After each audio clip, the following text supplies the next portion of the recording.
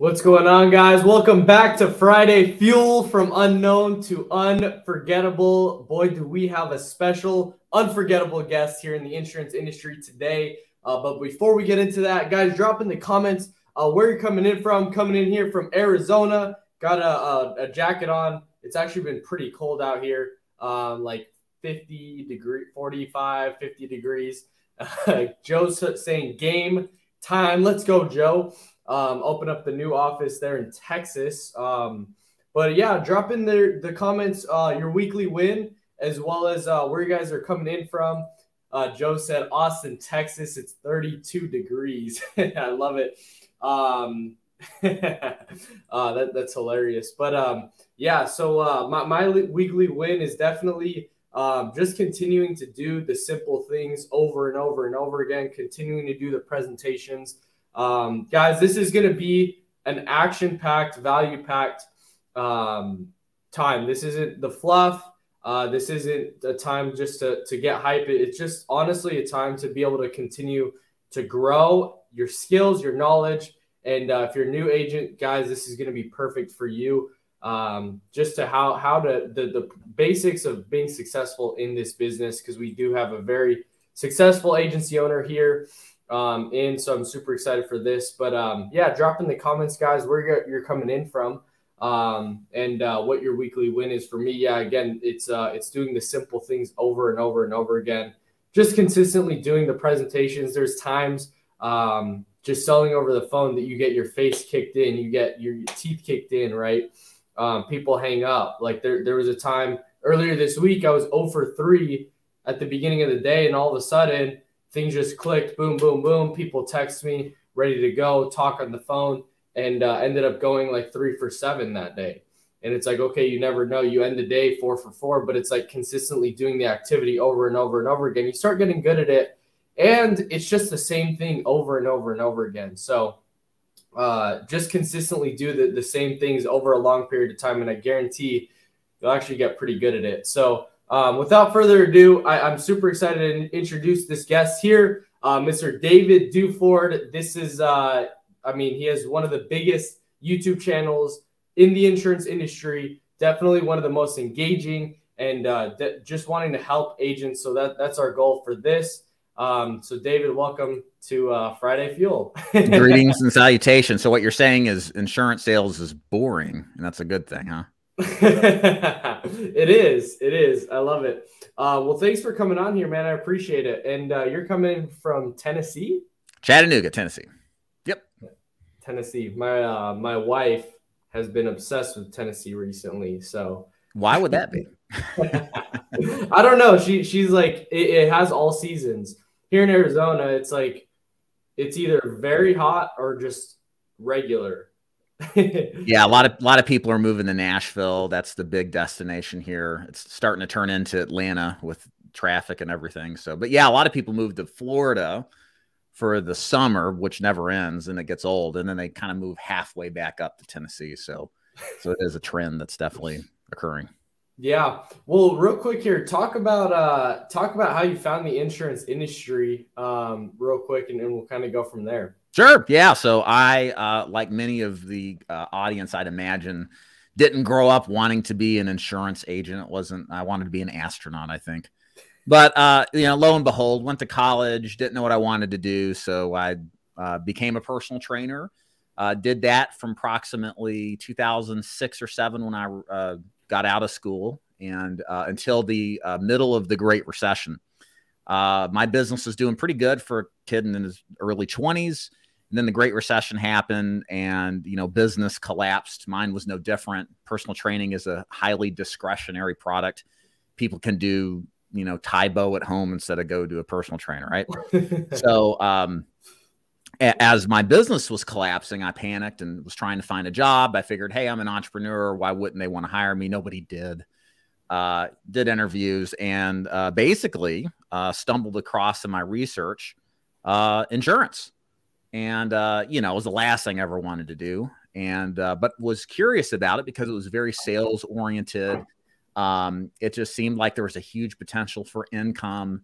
And so I started doing my due diligence, sat in on a call off of, I think, a Craigslist ad, and It was your typical MLM stuff, you know, and I kind of sensed that. I was like, I don't know about this. And then I did some research. I came across the insurance forum and I found out about final expense. Came across an agent who I'm friends with to this day, John Duggar, was talking about selling final expense. At this point in person, buying 15 leads a week, direct mail, selling 4,000 a week in business. And I was hooked. I was like, hey, this can't be that hard. I mean, we're just talking to old people, selling them something that they need, you know, because we're all going to die and somebody's got to pay for it, right? And that's when I jumped in and began my wild world of selling final expense. I love it. What are some things?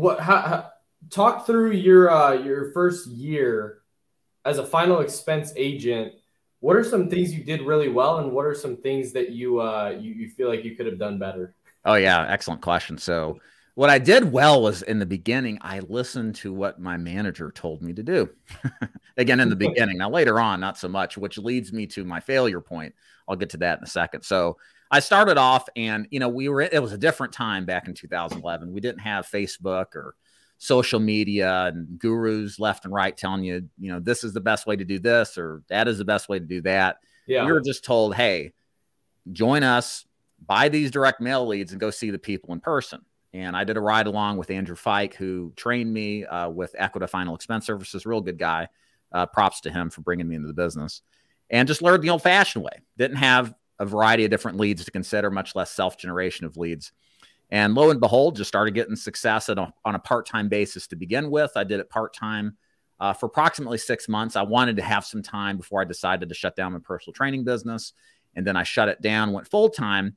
And then at that point, I started screwing up. I started doing things outside of the fundamentals. As some of you guys know who watch my channel, I like preach fundamentals because personally, I didn't listen to them and it caused me in large part to fail. Yeah. So yeah, about the 12-month mark, I started coming up with new leads that were untested. I was pretty much like not doing well financially anyway. So I really didn't have, in my opinion, the right to start experimenting.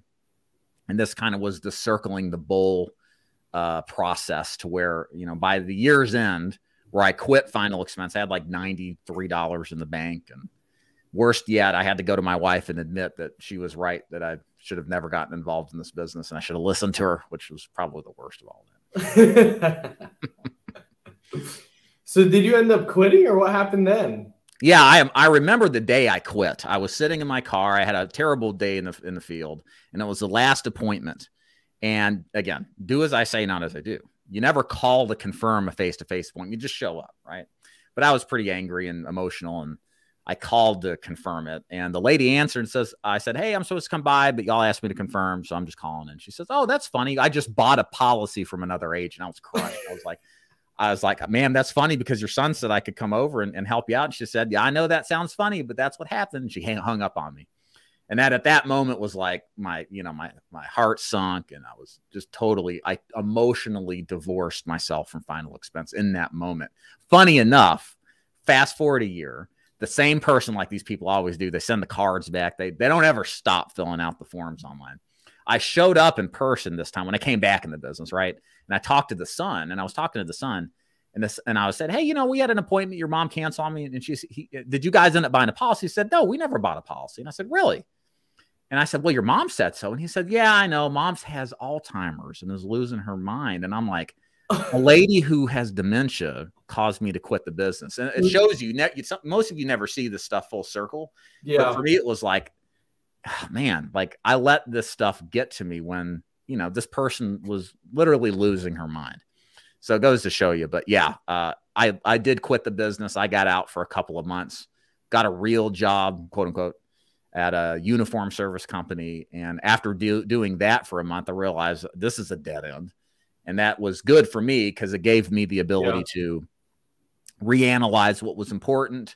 And as bad as final expense was for me at the time, it was way better than working in corporate America for the man for the rest of my life was. So I got back in the final expense the second time, part-time, doing that kind of moonlighting between the full-time job and that. But this time, making sure I would do the fundamentals right, follow the basics, you know, not screw around, pay off my debt, save up money, that kind of thing. Yeah, that's really good. So what are some fundamentals as a newer agent or just an agent in general that's producing out there Mhm. that are things that you never want to leave? Yeah, yeah. So you started off with it, and I was listening to you open up this call, and you were going over very basic stuff. And please understand, the intention of saying very basic stuff is not a it's not a jab at you whatsoever. It's basic is fundamental. And we need to be reminded of the fundamentals intentionally from our uplines, Yeah. from our fellow agents. And I think you said something like, you did the action, you did the presentations. There's nothing mind blowing about that on the surface. Yeah. But talk to somebody who's been in the business, who's been through ups and downs, and what they'll say is, yeah, that's what this stuff all comes down to. Yeah. And so for me, fundamentally, what this business is always about is seeing the people. It's talking to them on the phone to close them, or if you're a face-to-face agent, getting in front of them to close them. That is revenue producing behavior that we always have to keep our eye on completely throughout the day. Kind of in reverse, what we want to avoid are the non-revenue producing behaviors during revenue producing time. In other words, we want to do what's called avoidance behavior activities. It can feel really good organizing your files or, doing activities that aren't necessarily seeing the people, right? Yeah. During when we should be. And it Yeah. feels like work. It feels like work that, wow, we're getting really good at this, but it's not the important stuff. Yeah. And so for me, fundamentals, it's about the actions or the inputs to get the outputs, picking the phone up, making the dials, running the appointments, door knocking. That's what you should be doing from sunrise to sunset, 5 or 6 days a week, minimum. Yeah, I totally agree. And so you've coached a ton of agents, you've trained a ton of agents. And one thing I've really appreciated you is you've really taken it a very different way and not preach the recruiting right away, but really training and really coaching. How do you become the best final expense agent that you can be? And then start growing an agency as you go, right? And people that are really, it's not about a recruiting fest and all that, but it's more like, how do you actually start making money as a final expense agent and then teaching other people to do the exact same thing, which is, I feel like, very controversial in a way, because it's like you've taken a very different approach than what a lot of the big IMOs have. Correct. And let me ask you this. Have you gotten a lot of like backlash from that, or what's the response been from that? Zero. I mean, I'll get some people who try to moralize it, like, how could you not let people know about this opportunity? Like it's some sort of moral implication against your judgment. Sometimes I'll get people who are practical about it. Like, well, I only get a 40% contract. Of course I got to recruit. And I'm like, well, yeah, you're part of the system. Of course they're going to do that. So you feel that way. But here's the thing. And this is how I look at this business. This is very much, the insurance business is very much like the old apprenticeship model. You learn from a tenured master how to do your craft. Okay. This isn't an academic pursuit like going to school, which is a waste of time. Most of us understand, for 4 years to get a degree that's worthless. You need to work with people who have street cred, who have done this successfully, who are continuing to do it successfully, because there's no better way to learn the business from somebody who's actually proven to be successful. Well, in order to be successful, you got to do the business, right? Yeah. And if you don't know the business and you're bringing people on, those people, whether you like it or not, are depending on you to teach them the craft of selling insurance. And this is why so many people fail, because they're told how great this business is. They show up, nobody returns their phone calls. There's absolutely zero training, and there's some potential in that agent, but they don't have that guidelines or guideposts to help them towards and orient themselves to be successful. So for me personally, I think it's a huge problem in this business that we've incorporated the multi-level marketing orientation towards recruiting anybody with a pulse, which to some extent contributes to the failure of this, the large failure rate of this business. Yeah. Yeah. And I totally agree. I mean, Facebook user real quick, too much blind leading the blind. As they say, in the land of the blind, the guy with one eye is king, right? So a lot of times these people they know enough, but not enough necessarily to get you to the next level. And it's just a nightmare. Again, what you'll hear a lot with these MLMs is a lot of talk about production, but you don't hear about the chargebacks. You don't hear about the disasters that happen behind the scenes because these agents aren't well trained. They're using overpriced carriers. They use high pressure tactics. You never hear about this stuff. You only hear about the issue paid business, not the story, what happens over the next 9 months. There could be chargebacks. Anyway, Johnny, sorry about that. Yeah, I agree. Yeah, I mean, it's an amazing business, but it's also there's a lot of untold truth, I feel like, that gets swept behind the curtain. Mm-hmm. But that's one thing that I really have appreciated about you is like it's just always honest, like straightforward. I remember funny story. I don't think I've ever told you this, but I remember like when I just got into the industry, found Cody Askins, was listening to him. And then I stumbled across your channel, and I wasn't even selling life insurance. I was selling, I was going business to business, cold door knocking. And I'm like, if this guy, like, I remember sitting in my car deciding if I should get into the insurance business. And I came across it. I was like, this guy knows his stuff for sure. And then when I decided to go to a bigger IMO, I listened to you. I listened to your video. Why not to go here? And I was like, I don't know. I think it's so good. So I ended up going, and it's just a funny story. Because and also like people ask me about different IMOs, different places, and then I just send them one of your videos. Thank you. I'll say this, I don't, if you watch my content, I'm always very diplomatic when I'm talking about IMOs, and always try to talk as much as I can, talk them up. The truth is the IMO structure, what really matters if you're wondering, should I join X, Y, or Z company? It really comes down to who your direct upline is, and to me, in my opinion. Now, certainly there's some restrictions if there's guidelines on how commissions work. Some are going to pay better than others. But ultimately, it's not so much the aggregate or the global element of the IMO. It's who's bringing you on, and do they have the skill set? Do they have the desire to help you succeed? And so you really need to interview, and if you guys are looking for an IMO to join, you need to interview the person who's responsible for recruiting you, and see if they know actually what they are talking about based off of experience. That to me is my advice for anybody wondering if a certain IMO is good or not. Yeah, I agree. And I'm not trying to say anything bad about anybody there or anybody in general. Right. I think it really does come down to who your upline is. Do they know what they're talking about? Have they done the activity? Have they actually gone out and get told no, got cussed out over the phone? Have they actually done that, or are they just trying to bring you into the opportunity maybe for their gain only? Joe Camper asked a really good question here. Where do you draw the line of I'm still learning and growing but want to build a team? When are you ready to start bringing people, or even if you're still newer in a sense to the space? Yeah, so I think excellent question. I probably, like a lot of people, suffer from imposter syndrome. And it's like, who gives me the right to run? And I don't know if this is what you're talking about, Joe. Maybe you don't, and hopefully you don't. But there's like this mindset, and I had it first starting too. It's like, who's going to knight me an insurance agency owner? I failed the business. Like I'm a failure. What right do I have training? Yeah. Agents?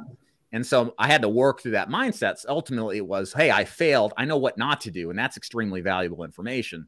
Some people, and that's really another reality of this business. There's a lot of really good agents in this business that suck at management and training. Yeah. They don't understand how to take themselves out of their own personal sales and imbue that into somebody else. Management and training and coaching is an entirely different skill set. But yeah, nobody's going to come out and say, Joe, you are ready.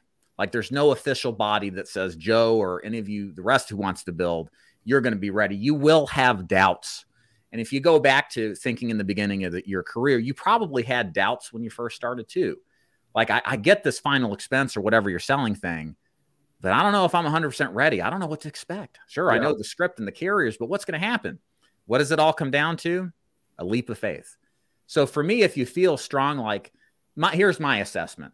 I tell my agents that want to build with me, give yourself 6 to 12 months minimum of just getting experience. Okay. I started about 2 years in, but I'd failed out of the business and was part-time for some of that. Right. But for me, give yourself 6, 12 months to learn the business, to have done several hundred presentations, to have some street cred. And yeah, you're not going to know everything still, but you're going to know relatively much more than the new agent and still be of value to them. So Yeah. to me, that's where I would look at as kind of like the bar that you have to pass. Otherwise, any other kind of lingering doubt that you've got, it's just going to be another faith-based decision of taking that leap of faith to make that jump. Yeah. Great feedback for everybody. To piggyback off that question, when you're in the phase of like, okay, you're producing, you're cash flowing well, you're doing the activity, you want to take that step towards starting to bring people in. What's the best like process to go about that, or what are some systems you need to put in place? Like, kind of walk us through that. Okay, so pro tip: when you recruit your first couple of agents, don't stop selling. Guess what most agents do? Nothing. Yeah. Newsflash. So don't quit your regular selling job. You should still sell full time, if not a little bit more, while you recruit. Okay. So like from a first step standpoint is don't give up selling. It's going to take a long time, more than you think, to duplicate the type of income you're currently making selling with recruiting. Now, for me, it took me 4 years. Okay. Had I done some things differently, I think I could have shortened that down. But I'm a kind of a conservative person financially because I almost went broke doing this business. So I wanted to slow roll it. And I didn't quite trust a massive agents until, I had some time doing it. So it took me about 4.5 years to do it. So that's like number one. Number two, the mindset to take into recruiting is very much like selling. Recruiting is about finding traffic, having a sales pitch, right, to recruit them. Yeah. Then retention strategies, right, to keep what you sold. In this case, recruiting, you have to have a system to teach them. You have to have a lead system for them to plug into. And you have to have some feedback mechanisms to keep them motivated through the ups and the downs. So look at your business very much like your insurance sales business. Where are you going to get traffic? There's lots of opportunities there. What's your sales pitch? What makes you unique versus the competition? For us at Duford Insurance Group, we have tripled down on the training and mentorship side of the business. Our commissions are great, our leads great, but what we really stand out on and preach about is that we're going to do the absolute best to train our agents to become incredible, successful agents. We have an interview process, an application process, and we really push that. That's what we want to be known for. So that's our USP, unique selling proposition. And then our retention process is we have great training opportunities live. We have, mentors that coach agents twice a day for the first week and talk to them through the week as they get up and running and continue to speak to them. So there's a lot of process in place that you got to think about along those lines. Yeah. And like it's real simple. You're kind of taking but it's not easy, as all things in life. But you're duplicating what you know and thinking through it strategically and putting it into a blueprint. Yeah. Yeah. And starting small, how many, I guess, like, is there like a number of people that like you should start with and like kind of test with, or is it like like free reign? I wouldn't put arbitrary numbers like I want to have 10 agents before I quit selling, right? I would look at this, and this is just my personality. Like, I'm in no rush to be successful in this business. And I would say, speed's important in business, but doing it right is really important too. There's a lot that you're going to learn, like what kind of agent do you want? What kind of, think about qualifying your clients for insurance. You got to qualify your agents. What's kind of your avatar of meaning your perfect type of agent? How much money can they invest in leads if you go that route? And just, go out there to however you accumulate traffic or get traffic or interest or attention, talk about that. People will start coming in, and just kind of roll with it and learn as you go. As many things in life, guys, success is like the hockey stick analogy. You heard of that, Johnny? No. So think of a hockey stick, like up and down, and then put it on its side. It's like straight, then boom, right? Yeah. Like if you think of that on a graph and the number of years that have passed, like success mostly looks pretty stable, not very impressive. Your friends are all going to be doing better than you in corporate America, right? You're going to be wondering, is this thing really worth it? You're like 5 years in, maybe 7 years in, and then all of a sudden it takes off. You're like a success story overnight, 10 years in the making. That's how it was personally for me. I mean, I did okay. I did pretty good as an agent. And then building into my agency was pretty good. It wasn't profoundly awesome, not really until doing it for 4 or 5 years. And then my income just started to double, started to triple. And I didn't really necessarily do anything different. But my point is the time that it took to get there wasn't overnight. It wasn't in a year. Doesn't mean that you can't do it in that speed of time, but common enough if you talk to enough people out there, it takes years. And you want it to, in a sense, because everybody wants to rush this thing. Like, I got to be a retired multimillionaire by the time I'm 25 or 30. Like, yeah, okay. Maybe you do. It'd be great if you did.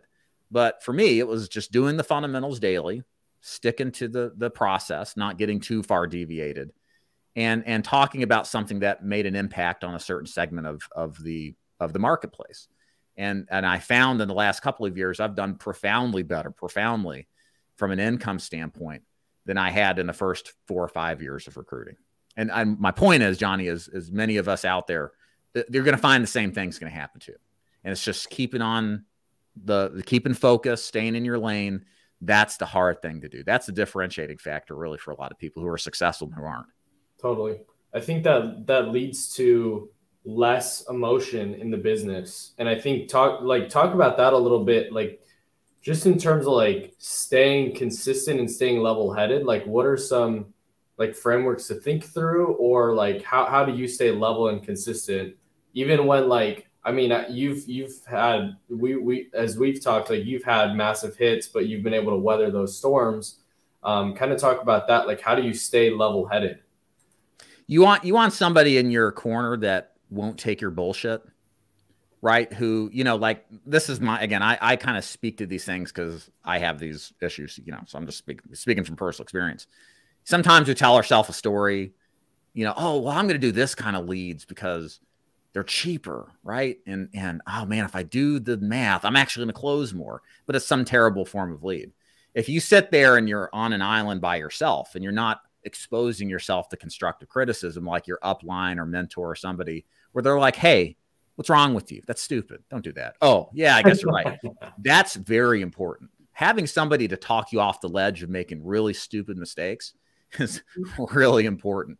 But that requires you to have somebody who is willing to listen to you, willing to mentor you, and you feeling comfortable being, vulnerable, for lack of a better word, right? That's like really important. Otherwise, look, there ain't nobody out there that's a Terminator or a machine. We all have emotions. We're all going to get angry and pissed. I used to say on my YouTube channel, like, and I still do from time to time, if you haven't thought about seriously quitting this business, you haven't been in it that long. Like, we all are going to have that. We're all going to have ups and downs. And the person who makes it out in the end is not necessarily the smarter one or even the harder working one. The work ethic's really important in this business. It's the person who can manage the ups and the downs, because it's in those moments, not so much of jubilation, but of just, complete, just feeling sorry for yourself because you've gone 0-15, haven't closed the deal. That's when shit starts to hit the fan. It's like, well, maybe I need to do Medicare, or maybe I need to do mortgage protection, or maybe I just need to quit this business. Like all this stuff, to which, it's normal not to have a good week every once in a while. But if you don't have somebody in that corner and you don't have the mental capacity to manage these ups and downs, man, that's how a lot of good people get out of the business, because they don't know how to manage themselves. So getting through that and just following the system sounds simple. It is. Sure as hell ain't easy. Yeah. Joe said the ebbs and flows of the industry are wild. Totally. Well, it's what really, and thank God for the ebbs, because it's the agent killers out there that slam the door in your face, curse you out, that personally offend you. Those are the ones thinning the herd. It's like Darwinian survival of the fittest, or survival of the fittest. Yeah. Right. We need those rude ass, terrible prospects out there culling the herd, because if they weren't out there, there'd be 10 times as many agents and we'd be making a quarter of the pay. So your worst prospects are your best friends. You need to have that mindset and be thankful. That I've never thought about that. But one thing I've realized, just in terms of like making so many dials and making so many calls, like if you stay consistent and do it over and over and over again, you honestly just kind of get like, what's the word for that? Like you just kind of, it just rolls off your back. You're like, okay, like you laugh. And it's, I think one thing that I've learned is like sitting in a Zoom room with other people and like if you get someone on the phone, you start talking, and they just like start cussing you out and hang up on you, like it's just funny. You just start laughing about it.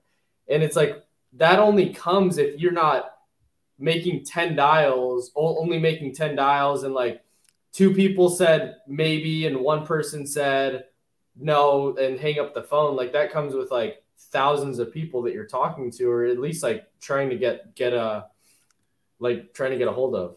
So if I may, a couple ideas or thoughts come to my mind. Yeah. You all have to have, what's the worst problem in insurance sales? To me, it's too few people to talk to. Right? Yeah, totally. And from that manifest all these issues. All these people hurt my feelings. Oh, they're so rude, right? Because you don't have enough people to talk to not care. The flip side of that, what's the best problem to have? It's too many people to see. It's your problem you're having right now, Johnny. It's the best problem to have. It's like, who cares? I'm sure I'm busy. I'm slammed. I can't keep up with all these prospects. I'm closing so much. It's like, I'm a little worried that I'm not going to get to everybody, but that's a much better problem than it is to have nobody to talk to. Yeah. So you're always going to have problems in business, ladies and gentlemen. Which ones do you want to have? There's a choice.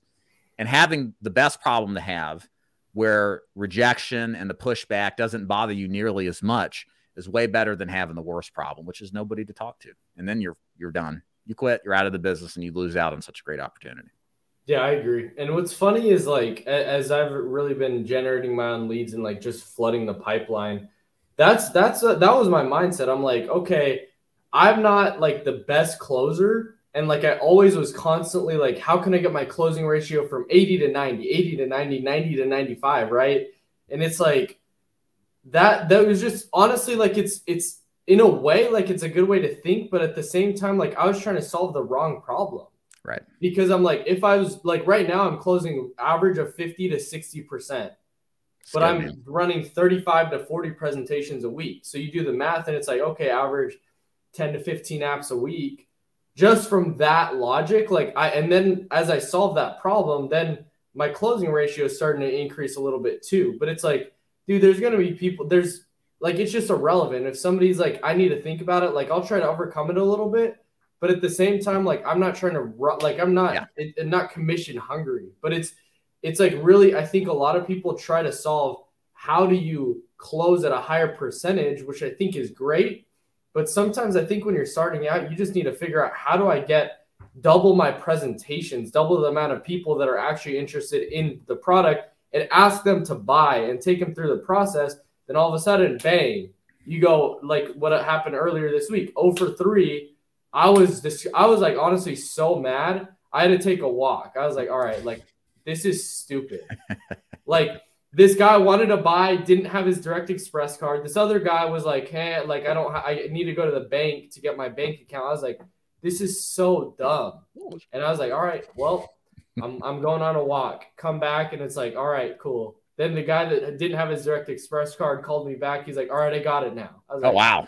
Wow, sweet. There we go. Manna from heaven. Doesn't happen a lot, right? Well, yeah, it's funny you mentioned the closing percentage thing, because that's how I was too early on. I was like in face-to-face, my close rate was 20 to 25%. It kind of fluctuated in that range. Good, but not great at all. Not bad, but I'd like it better. And of course, if you're concerned about getting the most out of your investment, the first thing you think of is, how can I sell more people? And then I realized, like, you think of baseball, there are some people who have great batting averages and some who have okay batting averages. But if you just have a good enough batting average, in other words, for us, a good enough close rate that helps you be profitable, the key is it's very unlikely that you're going to significantly like improve that beyond a couple of percentage points. Like our numbers are our numbers. So the way that you scale and increase your income is through the scaling of doing more.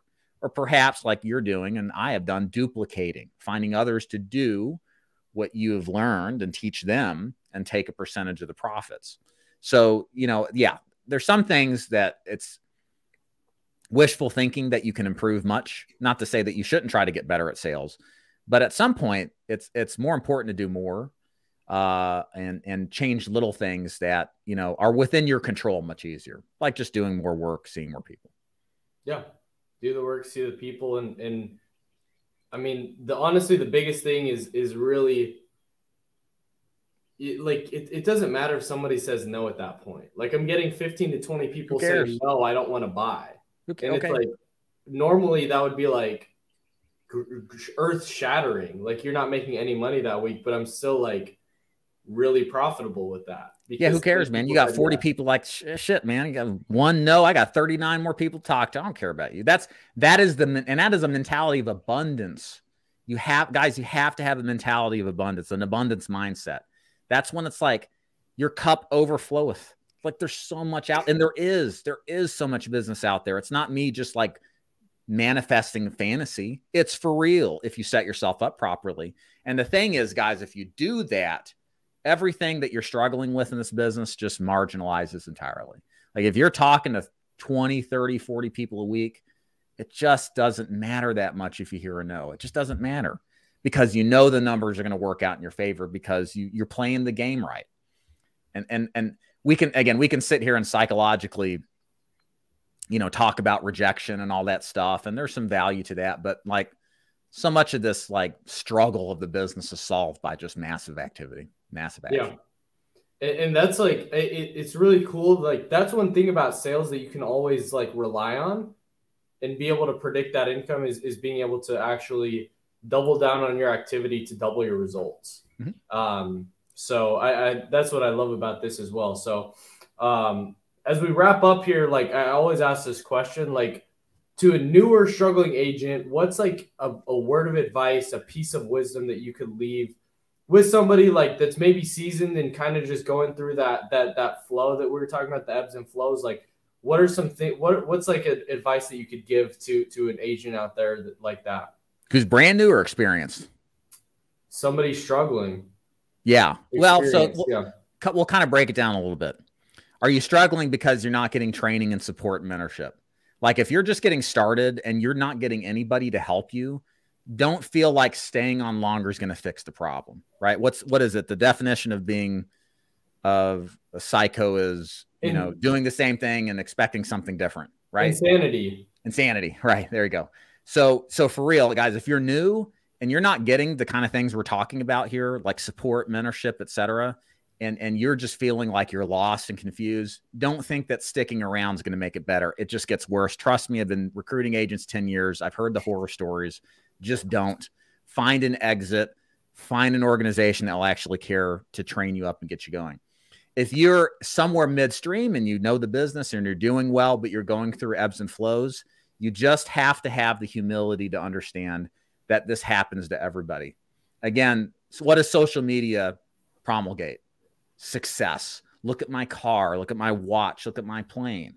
You don't hear them talking about when, shit has hit the fan and they've run 20 appointments and not made a sale. Like that stuff doesn't get clicks. It doesn't get views. And it doesn't get attention. It's embarrassing, right? So understand it's not that nobody's going through it. It's nobody really has the desire to share something that is potentially damaging or hurtful, right? I mean, I didn't talk about my failure story, to be fair, for a year or two after I started recruiting because it was like I failed. I don't feel good about that. So you're never going to hear that, but understand that that's normal.